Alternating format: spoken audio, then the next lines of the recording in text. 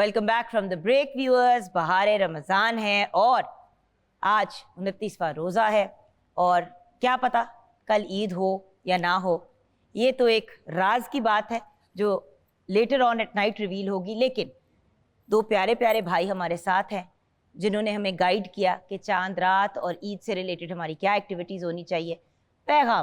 क्या पैगाम देना चाहेंगे आप अलामा साहब? जी, पैगाम के हवाले से कि फ़ितरे पे हमने डिटेल से गुफ्तगू हमारी हो चुकी, लेकिन अब है इसका मसरफ़ कि ये देना कहाँ पे है और किसको देना है।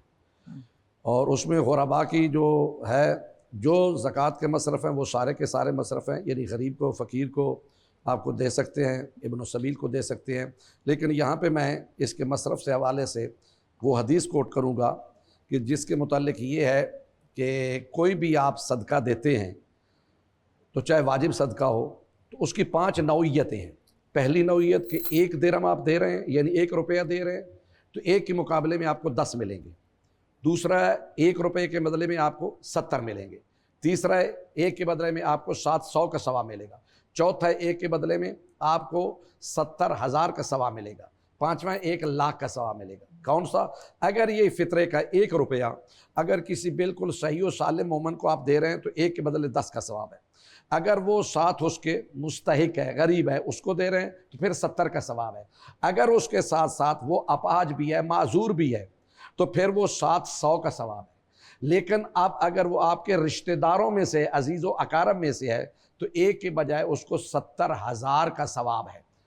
और इसी तरह अगर वो इल्म दीन हासिल करने वाला है और वो गरीब भी है, मुस्तहिक भी और सारी अलामतें उसमें पाई भी जाते हैं तो फिर 1 की बजाय 1 लाख का सवाब है। लेकिन इसके साथ साथ हमें इस फितरा की अदायगी में, बाकी उमूर की अदायगी में अपने तमाम मज़लूम भाइयों को नहीं भूलना चाहिए, जिसमें फ़लस्तीन के गज़ा वाले लोग हैं, कश्मीर वाले लोग हैं और जहाँ जहाँ भी मुसलमान आज़ादी के लिए कोशिशें कर रहे हैं, अपनी इन खुशियों में हमें उनको शामिल करना चाहिए। यानी कश्मीर इतने अरसे से वहाँ पे जद्दोजहद हो रही है, लेकिन गज़ा की तो इस वक़्त वो सूरत हाल हो चुकी है कि बच्चे ग़िज़ा से मर रहे हैं और भूखे यहाँ के इफ्तारियाँ वो कर रहे हैं, उनके ऊपर जनाब बमबारी हो रही है। अब तो वो अस्पताल भी तबाह हो चुका है। तो हमें अपनी इस खुशी में उन तमाम लोगों में की फ़ितरा की सूरत में, बाकी सूरत में उनको शामिल करना चाहिए। हकीकी ईद ये है कि मज़लूम के साथ हिमायत का जो है इजहार किया जाए। जी पीर साहब, आज के टॉपिक को कंक्लूड करें। इसमें जो फितराना देना है, मेरे नज़दीक जो मुझे फ़िक़्ह की समझ है, उलमा से मैंने सीखा समझा, आप फितराना सबसे पहले उनको दें कि जो आपके अक़रबा हैं।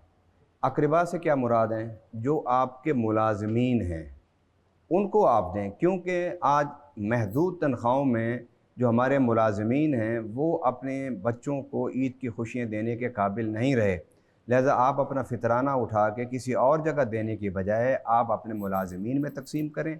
अगर फिर बच जाता है तो अपने ख़ानदान में जो फ़कीर, मिस्कीन, मुस्तहिक उनको दें। और उसके साथ साथ जिस तरह हज़रत ने बात की, गज़ा की बात की, फ़लस्तीन की बात की, कश्मीर की बात की, पूरी दुनिया के मज़लूमों की बात की, मैं समझता हूँ कि हम पाकिस्तान में गज़ा के मुसलमानों के लिए सिवाय दुआ के और कुछ नहीं कर सकते। मेरी इस्तिताअत में दुआ करना है, आपकी इस्तिताअत में ये कि आपने मीडिया पर इसकी बात की है। हमारे जो सियासतदान हैं, हमारे जो हुक्मरान हैं, उनको चाहिए कि वो अपनी इस्तिताअत के मुताबिक ईद के दिन में भी इन मज़लूमों को याद रखें।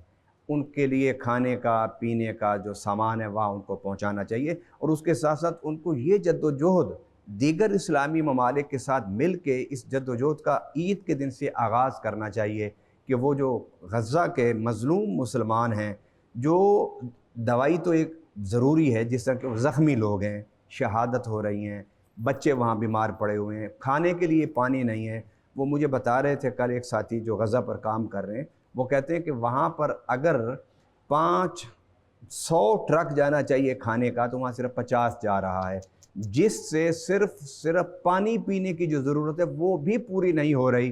तो मैं हुक्मरानों से कहूँगा, क्योंकि मैं पाकिस्तानी हूँ, पाकिस्तान के अहले सरवत लोगों से कहूँगा, अहले इक़्तिदार से कहूँगा कि इस ईद को हकीकी ईद बनाने के लिए पाकिस्तानियों का भी सोचें कि महंगाई का ख़ात्मा हो और गज़ा और कश्मीर के मुसलमानों की मदद का भी कोई रास्ता सोचे ताकि अल्लाह ताला उनको इस जुल्म की हालत से निजात अता फरमाए। आमीन।